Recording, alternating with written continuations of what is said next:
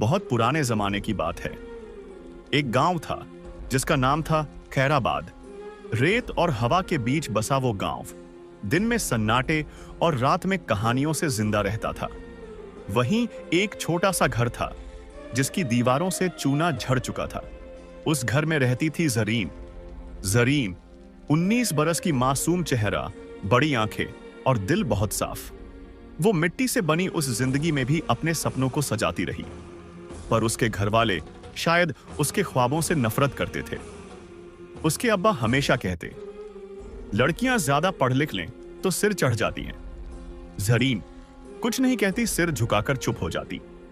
उसकी मां भी अब थक चुकी थी रोज रोज की कड़वाहट से। उस शाम हवा कुछ अलग थी। नीम के पत्ते झूल रहे थे जैसे कोई बेचैनी बोल रही हो। घर के अंदर जरीन की आवाज गूंज रही थी, अम्मा, मैं बस थोड़ा काम कर लूं तो घर का खर्च चल जाएगा। अब्बा गुस्से से बोले, तू घर की इज्जत है या बोझ? हम तुझे किसी के घर भेज देंगे, वही अच्छा तेरे लिए। जरीन की आंखों में आंसू भर आए। उसने धीरे से कहा, मैं किसी पर बोझ नहीं बनना चाहती अब्बा। उसकी मां ने कुछ कहना चाहा, मगर डर की वजह से कुछ कह न पाई। दरवाजा जोर से बंद हुआ और जरीन का बचपन उसी पल खत्म हो गया। उसने कुछ कपड़े एक पुरानी झोली में रखे और बिना कुछ बोले घर से निकल गई। गांव की गलियां सूनी थीं, कहीं कहीं दिए की झिलमिल रोशनी और जरीन की परछाई।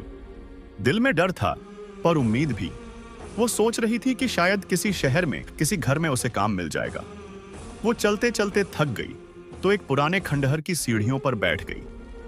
आसमान नीला था, बादल ठहरे हुए। हवा में एक अजीब सी खामोशी थी, जैसे कोई उसे देख रहा हो। सुबह जब उसकी आंख खुली, एक बूढ़ी औरत पास बैठी थी। उसने पूछा, कहां जा रही हो बेटी? जरीन ने कहा, काम की तलाश में, कहीं भी, किसी भी घर में।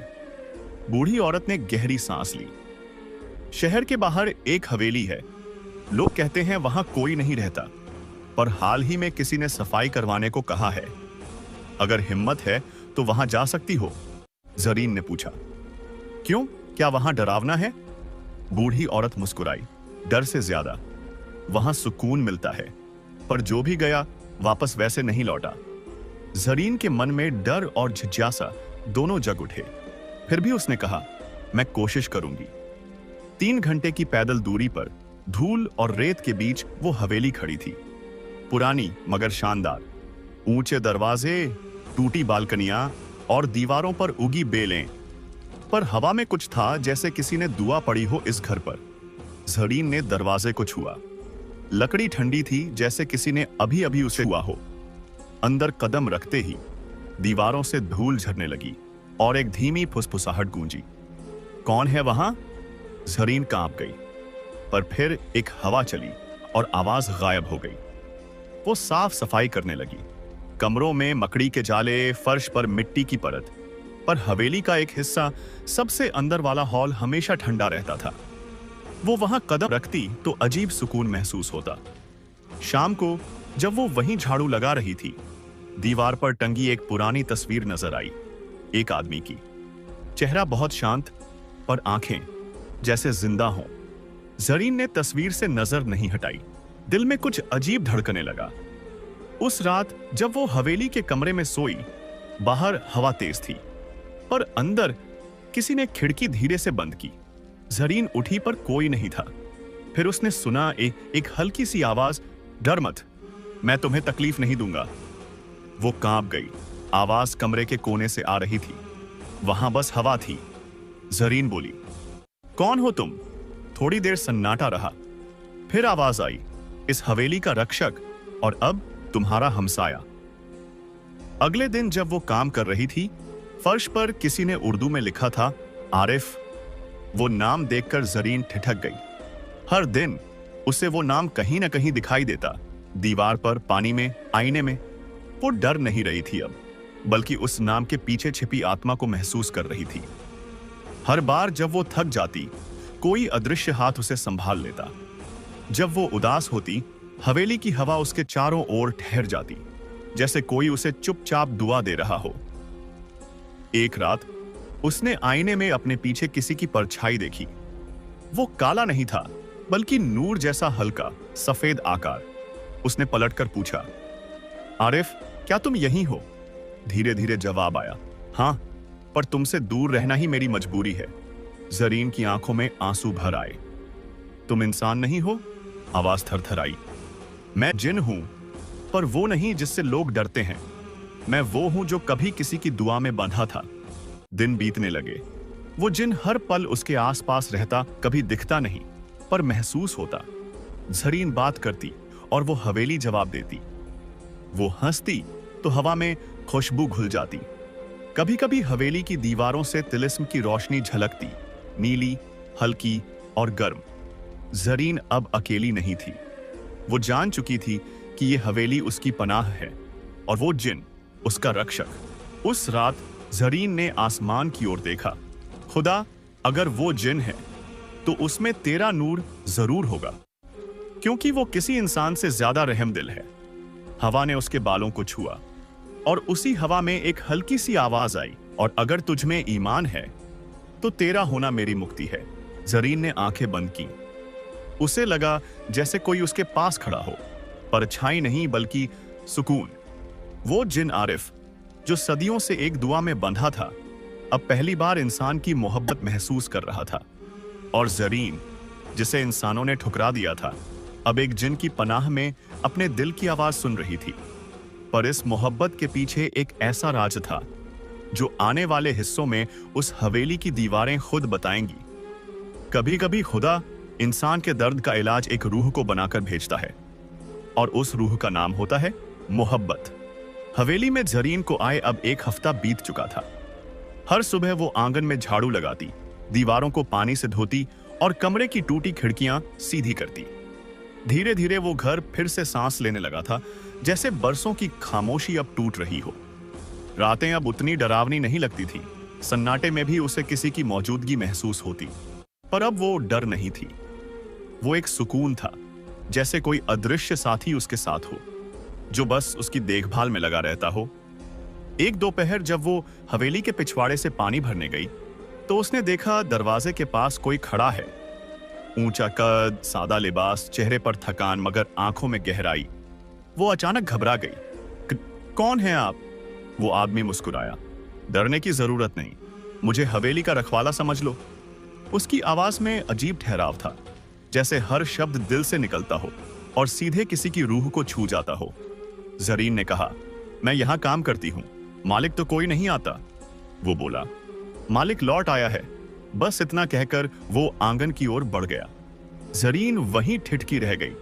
दिल की धड़कनें जैसे किसी अनकहे डर और जिज्ञासा में उलझ गईं। अब हवेली में दो लोग थे, जरीन और वो आदमी जिसका नाम उसने एक दिन अपने कानों से सुना, आरिफ। वो बहुत कम बोलता था। दिन भर हवेली के कोनों में घूमता, कुछ ठीक करता, कुछ साफ करता, और शाम को आंगन के बीच में बैठकर एक पुरानी किताब पढ़ता। जरीन दूर से देखती रहती। वो इंसान अलग था, ना उसके पास कोई गुस्सा था, ना अभिमान। उसकी आंखों में एक ऐसी नमी थी जो शब्दों से नहीं, खामोशी से बोलती थी। एक दिन जरीन ने साहस जुटाकर पूछा, आप कहां से आए हैं? आरिफ ने किताब से नजर उठाई। कहीं से नहीं, और शायद कहीं जाने का इरादा भी नहीं।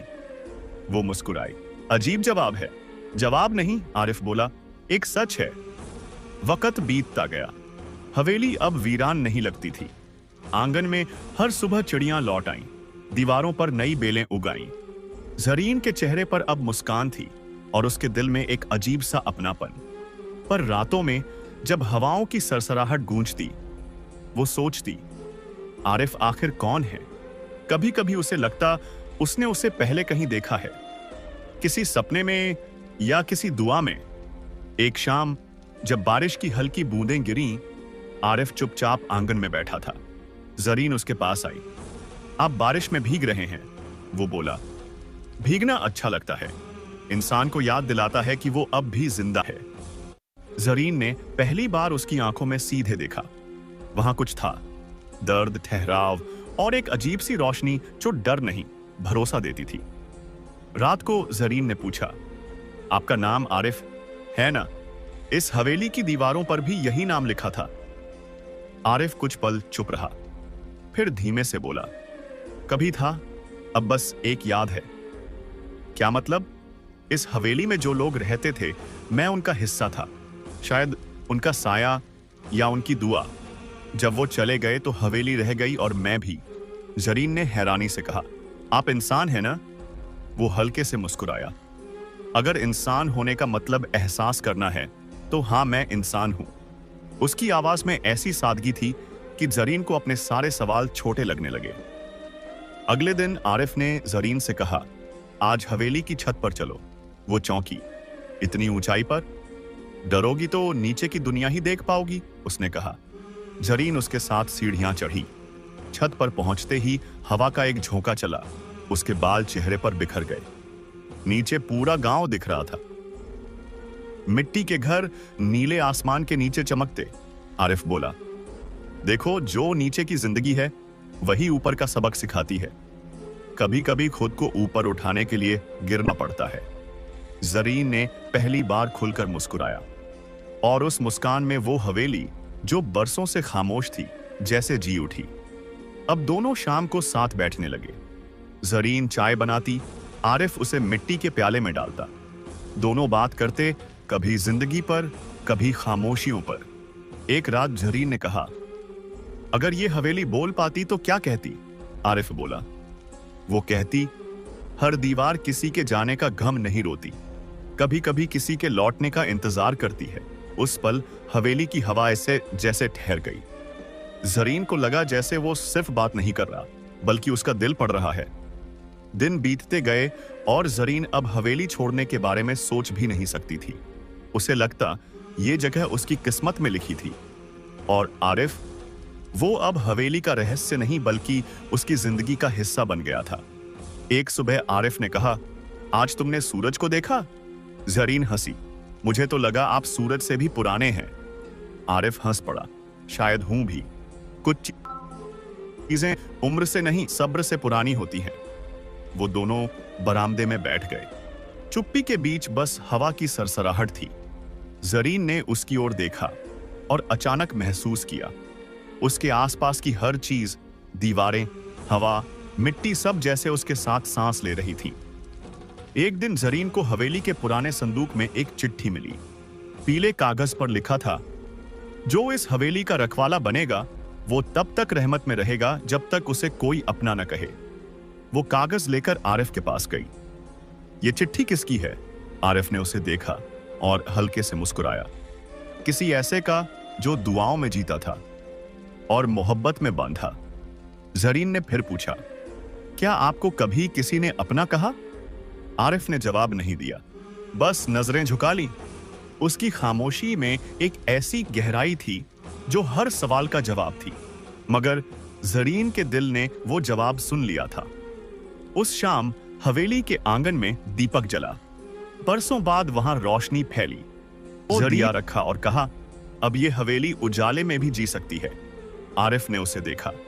उजाला बाहर से नहीं, अंदर से आता है। उसके शब्द जैसे हवा में ठहर गए।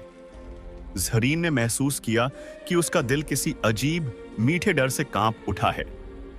रात के सन्नाटे में जरीन बरामदे में बैठी थी। आसमान में हल्के बादल और चारों ओर शांति। आरिफ पास आकर बोला, कभी सोचा है क्यों कुछ लोग हमें तकदीर में मिलते हैं? जरीन ने कहा, क्योंकि वो हमारी कहानी पूरी करने आते हैं। वो हल्के से मुस्कुराया, या शायद इसलिए कि वो हमें हमारा सच दिखाने आते हैं। जरीन ने उसकी ओर देखा। उसकी आंखों में एक ऐसी गहराई थी जो किसी इबादत जैसी लगती थी। और उस रात हवेली में पहली बार जिंदगी की आहट सुनाई दी। न डर की, न रहस्य की, बस एक अधूरी मोहब्बत की शुरुआत की। कुछ लोग वक्त से नहीं, तकदीर से मिलते हैं और उनकी मौजूदगी इंसान को खुदा से जोड़ देती है। हवेली अब सांस लेने लगी थी। दीवारों की दरारों में धूल कम हो गई थी। आंगन में पानी छिड़कने से मिट्टी की वह खास खुशबू उठती जो पुरानी परंतु अपनापन देने वाली होती है। जरीन सुबह सुबह झाड़ू लगाती, फिर तुलसी के गमले के पास बैठकर थोड़ी देर आंखें मूंद लेती, जैसे अपने अंदर को व्यवस्थित कर रही हो। आरिफ दिन में टूटी चौखटें ठीक करता, दरवाजों की कीलें बदलता और बरामदे की छत पर नई लकड़ी जड़ देता। दोनों के बीच की बातों में ज्यादा शब्द नहीं होते थे, फिर भी जो कहना जरूरी होता वह बिना कहे समझ आ जाता। धीरे धीरे हवेली के आसपास के लोग भी नोटिस करने लगे कि यह जगह अब सुनसान नहीं रही। एक दिन दो मजदूर पानी मांगने आए। जरीन ने मिट्टी के कुल्हड़ों में शरबत बनाकर दे दिया। उन्हीं के साथ खबर बाजार तक पहुंची कि पुरानी हवेली वाले रास्ते पर अब कोई लड़की रहती है और एक शरीफ मिजाज नौजवान उसकी मदद करता है। खबरें जैसे होती हैं, अलग अलग हाथों से होकर अलग अलग शक्लें ले लेती हैं। किसी ने कहा वे भाई बहन होंगे, किसी ने कहा दूर के रिश्तेदार, किसी ने बस यह कहा कि जो भी हो शांति से रहते हैं और दूसरों का काम आ जाते हैं।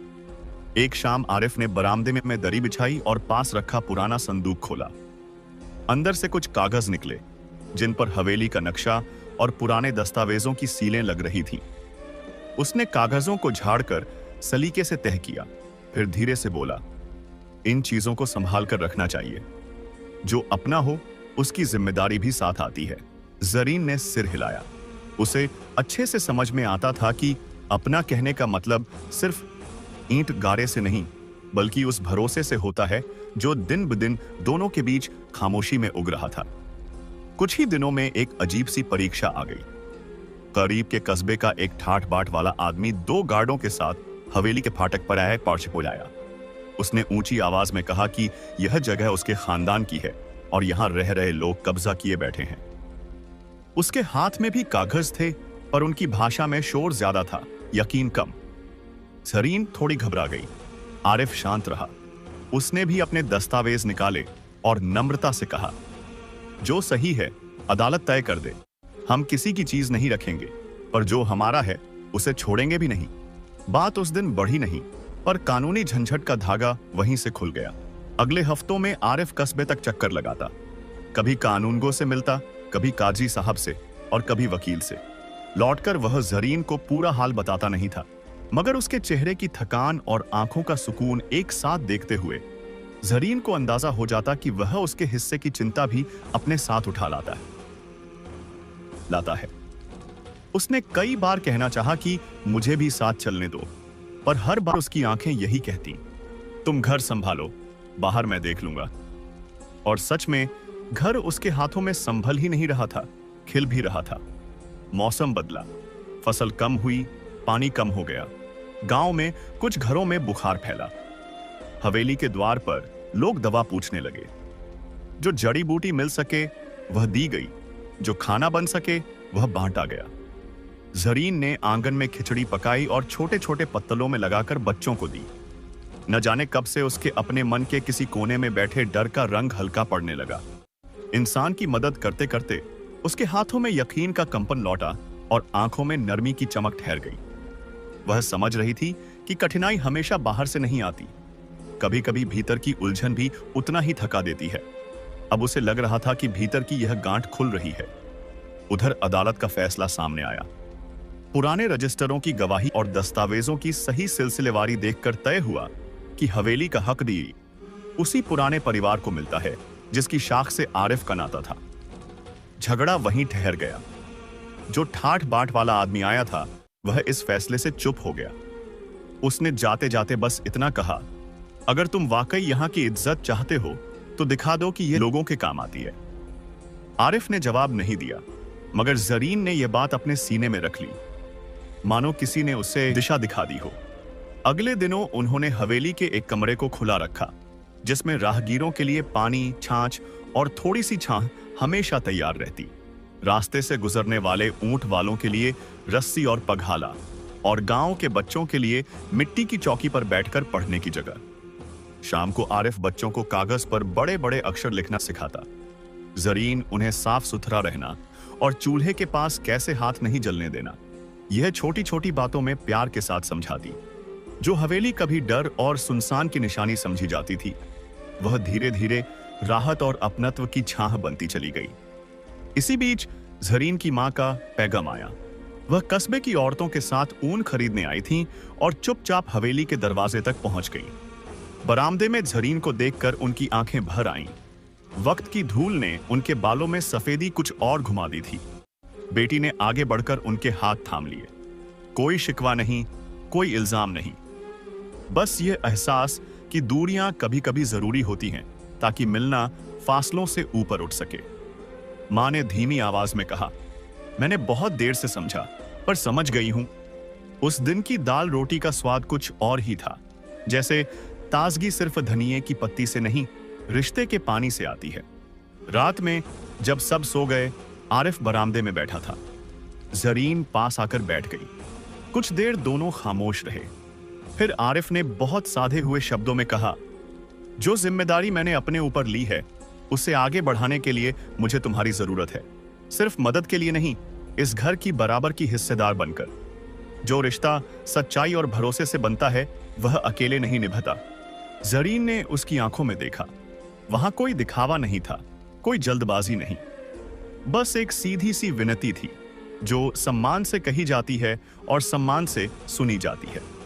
उसने धीरे से कहा, मैं तैयार हूं। अगली सुबह वह कस्बे के इमाम के पास गए। बात साफ साफ कही गई, झिझक के बिना, दबाव के बिना। 2 गवाहों के नाम लिखे गए। निकाह के लिए तारीख तय हुई। बात गांव तक पहुंची तो कुछ पुराने चेहरे मुस्कुराए, कुछ ने माथे पर बारीक लकीरें खींची, जैसे सभी अपने अपने हिसाब से खुश रहने की कोशिश कर रहे हों। जरीन के अब्बा नहीं आए, पर उनकी खामोशी भी किसी जिद से नर्म पड़ती महसूस हुई। मां ने कहा था, वह आए या न आए, मेरी दुआ आएगी। निकाह के दिन हवेली के आंगन में कोई तामझाम नहीं था। साधारण सा सिंगार, साफ सुथरी चटाइयां, कुछ खजूर, दूध और पानी। कुछ बुजुर्ग, कुछ बच्चे, 2-3 सच्चे दोस्त। काजी साहब ने खुतबा पढ़ा तो शब्द किसी भारी चट्टान की तरह नहीं, रेशम की तरह दिल पर रखे गए। आरिफ ने महर तय करते हुए कहा, जो मैं कमा सकूं, उससे पहले तुम्हारी इज्जत का ख्याल रखूंगा। जरीन ने सुनकर मुस्कुराते हुए सिर झुका लिया। जब इजाब कबूल के लफ्ज 3 बार पूरे हुए तो जो लोग पास खड़े थे उन्होंने माशाअल्लाह और बधाई की धीमी आवाज में वह खुशी बांटी जो भीड़ के शोर के बिना भी पूरी लगती है। निकाह के बाद किसी ने गुलाब की 2-3 पंखुड़ियां हवा में उछाली। गंध हल्की थी मगर असर गहरा। मां ने बेटी के माथे पर हाथ रखा। वह सुकून जो कभी घरों में होता था, आज हवेली में उतर आया था। आरिफ ने बुजुर्गों के पांव छुए। किसी ने कहा, सच्चाई से बनी चीजें कम होती हैं पर टिकती जरूर हैं। किसी ने जवाब में सिर हिलाया। यह वही सिर हिलाना था जिसमें बरसों का अनुभव गूंजता है। शाम ढली तो छोटे से दावत का दौर हुआ। खिचड़ी, रायता, बाजरे की रोटी और गुड़। बच्चों ने जिद करके 2-2 बार खाया। औरतों ने जरीन के कपड़े पर लगे साधारण लेस की तारीफ की। इस सादगी में जो खुशबू थी, वह शायद किसी भी सोने चांदी से भारी थी। कोई नाच गाना नहीं, कोई शोरगुल नहीं, फिर भी खुशी अपने पूरे कद के साथ मौजूद थी। जैसे खुशनुमा मौसम जो बिना शहनाई के भी कानों में घंटियां बजा देता है। रात होने पर दोनों बरामदे में बैठे। हवा चल रही थी। दूर किसी मस्जिद से अजान की हल्की आवाज आई या अबान आई। वह आवाज को जो बता देती है कि दुनिया चाहे जितनी बदले, कुछ निशानियां अपनी जगह बनी रहती हैं। जरीन ने कहा, मुझे डर नहीं लगता अब। शायद डर तब तक रहता है जब तक इंसान अकेला होता है। जैसे ही साथ मिल जाता है, डर अपना रास्ता बदल लेता है। आरिफ ने जवाब में कुछ नहीं कहा। उसने बस अपनी हथेली आगे बढ़ाई। यह वह स्पर्श था जिसमें किसी वादा करने का दिखावा नहीं था, पर निभाने की ताकत थी। अगली सुबह से जिंदगी ने अपनी नई रफ्तार पकड़ ली। हवेली के खुले कमरे में अब दीवार पर एक तख्ती टंगी। यहीं बैठकर पढ़ाई होगी। बच्चे आते, मिट्टी की स्लेट पर अक्षर बनाते, और जब गलती करते तो डांट नहीं मिलती, समझ मिलती। दोपहर को राहगीरों का पानी पहले की तरह मिलता रहा। कभी कभी कोई बीमार पड़ता तो जरीन जड़ी बूटी उबालती, माथे पर ठंडे पानी की पट्टी रखती और छोटे छोटे वर्जिश सिखाती। शहर से एक डॉक्टर कभी कभी आता, वह भी उनकी सादगी से प्रभावित होकर मुफ्त दवा दे जाता। जिन लोगों ने कभी हवेली के बारे में गलत सलत बातें कही थीं, वे भी अब आकर सलाम करते, पल्लू या पगड़ी से पसीना पोंछते और कहते, खुदा खुश रखे, आपने पुरानी जगह का मान रख लिया। कानूनी कागज पूरी तरह साफ हो गए। जो झूठी दावेबाजी थी वह अपने आप छूट गई, जैसे धूल पानी पड़ते ही बैठ जाती है। अब कोई फाटक पर ऊंची आवाज में हक की बात नहीं करता था। जो आता, मदद मांगता या दुआ देता। आरिफ ने बचे हुए पैसों से हवेली की पिछली दीवार दुरुस्त करा दी। टपकती छत पर नई चादर लगवाई। जरीन ने रसोई में मिट्टी का नया चूल्हा बनवाया जिससे धुआं बरामदे की तरफ न जाए। छोटे छोटे काम मिलकर दिखाते थे कि खुशहाली बड़े इश्तिहारों से नहीं आती। धीरे धीरे ईंट ईंट जोड़कर आदत दर आदत बनती है। एक दिन जरीन की मां फिर आई। इस बार उनके साथ जरीन के अब्बा भी थे। बरामदे के कोने में खड़े खड़े वे कुछ देर तक बस देखते रहे। शायद उन्हें अपनी बेटी के चेहरे पर वह चैन दिखाई दे गया था जो वे सालों में नहीं दे पाए थे।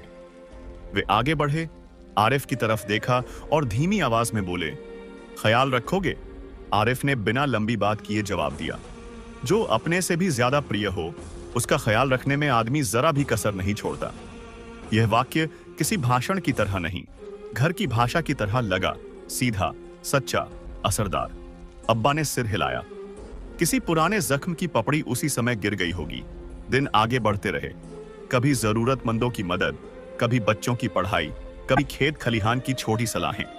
फुर्सत के पलों में दोनों छत पर जाकर दूर तक फैले नीले आसमान को देखते। वही आसमान जिसने उनकी थकानों को अपने अंदर छुपाकर उनके सपनों को जगह दी थी। जरीन कभी कभी अपनी हथेली में छोटी सी मेहंदी की बेल बनाती और आरिफ मजाक में कह देता, यह नक्शा बताता है कि रास्ता अब भटकता नहीं। वह हंस पड़ती। हंसी जो पहले कम सुनाई देती थी अब घर की रीढ़ बन गई थी। जब साल का आखिरी महीना आया तो हवेली में छोटे से जश्न का मन हुआ। कोई बड़ी तैयारी नहीं, बस आंगन में फिर दरी बिछी, कुछ लड्डू बने और बच्चों ने अपनी अपनी पढ़ाई में हुए छोटे छोटे कमाल सुनाए। एक बच्चे ने पहली बार पूरा अपना नाम बिना गलती के लिखा। वह कागज जरीन ने आए तख्ती पर टांग दिया। यह सब देख आरिफ ने धीरे से कहा, मुझे लगता है जो घर दूसरों के काम आता है वही सच में घर बनता है। रात में दोनों बरामदे में साथ बैठे। कोई बड़ी बात नहीं हुई, कोई बड़ा ऐलान नहीं, बस रोज की तरह का सुकून, रोज की तरह का विश्वास। जरीन ने कहा, मैंने कभी सोचा नहीं था कि इतनी दूर निकलने के बाद मुझे कहीं ठहराव मिलेगा। लगता है ठहराव जगह का नहीं, इंसान का होता है। जो साथ हो वही घर है। आरिफ ने धीमे से जवाब दिया। और जो घर बन जाए वहां डर नहीं टिकता, सिर्फ भरोसा टिकता है। हवा हल्की सी चली, मिट्टी की खुशबू उठी। हवेली जो कभी खालीपन की मिसाल थी अब जीवन की मिसाल बन चुकी थी। जो कुछ उन्होंने खोया था उसने उन्हें यह सिखाया कि सच्चाई और मेहनत से जो भी उठता है वह टिकता है। और जो रिश्ते सम्मान और भरोसे पर बनते हैं वे समय के साथ और मजबूत होते जाते हैं। आगे के दिनों में क्या क्या होगा यह कोई नहीं जानता, मगर इतना साफ दिख रहा था कि दोनों ने उसाई अपने हिस्से की मेहनत और नेकी से एक ऐसी दुनिया बना ली है जिसमें डर नहीं, अपनापन बोलता है। और जहां साथ चलने का अर्थ किसी एक की जीत नहीं, दोनों की रौनक होता है। यही वह सफर था जहां मुश्किलों के बाद जरीन को उसका हमसफर मिल गया। ऐसा हमसफर जो हाथ थामकर आगे बढ़ना जानता है और जो यह समझता है कि कामयाबी कभी शोर मचाकर नहीं आती, वह खामोशी में पनपती है और लोगों की भलाई में अपने कदमों के निशान छोड़ती है। इस ठहरी हुई रात और सुकून भरी हवाओं के बीच दोनों ने एक दूसरे की तरफ देखा और समझ लिया, अब जो कुछ भी सामने आएगा वे साथ मिलकर उससे बेहतर बनाएंगे। यह वही बेहतर था जिसे पाने के लिए इंसान सच्चा बनना चुनता है, क्योंकि सच्चाई के साथ उठाया हर कदम आखिरकार उसे उसके हिस्से की कामयाबी तक पहुंचा ही देता है, इज्जत के साथ और प्यार की छाया में। जरीन और आरिफ की जिंदगी हमें यह सिखाती है कि सच्चा इंसान वही होता है जो हालात से नहीं, अपने ईमान और सब्र से पहचाना जाए। कभी कभी किस्मत हमें ऐसे मोड़ों पर ला देती है जहां सब कुछ छिन जाता है, घर, लोग, इज्जत और उम्मीद तक। लेकिन जो इंसान सच और नेक नियत से मेहनत करता है, वक्त खुद उसके हक में बदल जाता है। जरीन ने अपने घर से निकलते वक्त सब खो दिया था, पर उसने अपने अंदर का भरोसा नहीं खोया। और वही भरोसा एक दिन उसे ऐसे साथी तक ले आया जिसने उसे केवल अपना नाम नहीं, इज्जत, भरोसा और सुकून दिया। आरिफ ने भी साबित किया कि नेकदिल होना कमजोरी नहीं होती। जब इंसान खुदा पर भरोसा रखता है और दूसरों की भलाई में अपना हिस्सा निभाता है तो किस्मत देर से सही मगर उसे उसकी मंजिल तक जरूर पहुंचाती है। उस रात जब हवेली शांत थी, जरीन और आरिफ बरामदे में बैठे।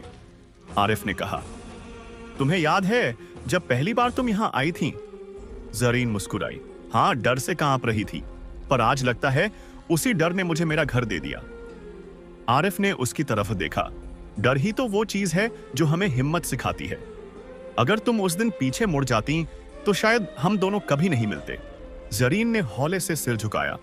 वो बोली, कभी कभी खो जाने में ही इंसान खुद को पा लेता है। कुछ पल दोनों खामोश रहे, फिर आरिफ ने आगे बढ़कर उसका हाथ थाम लिया। उस स्पर्श में कोई शर्त नहीं थी, बस भरोसा, जो वक्त की हर परीक्षा पार कर चुका था। हवा में फिर से वही मिट्टी की खुशबू उठी। दूर कहीं मस्जिद से अजान की आवाज आई पवाई। जरीन ने आंखें बंद की और दिल ही दिल में शुक्र अदा किया।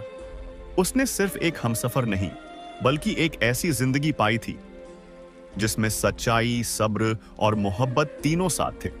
अब हवेली की हर सुबह दुआ से शुरू होती थी। जरीन बच्चों को पढ़ाती, आरिफ खेतों में मेहनत करता। शाम को दोनों बरामदे में बैठते और बिना शब्दों के भी बहुत कुछ कह लेते। गांव के लोग कहते थे, जब इंसान अपने दिल से नेक रहता है तो खुदा उसके घर को बरकत से भर देता है। और सच यही था।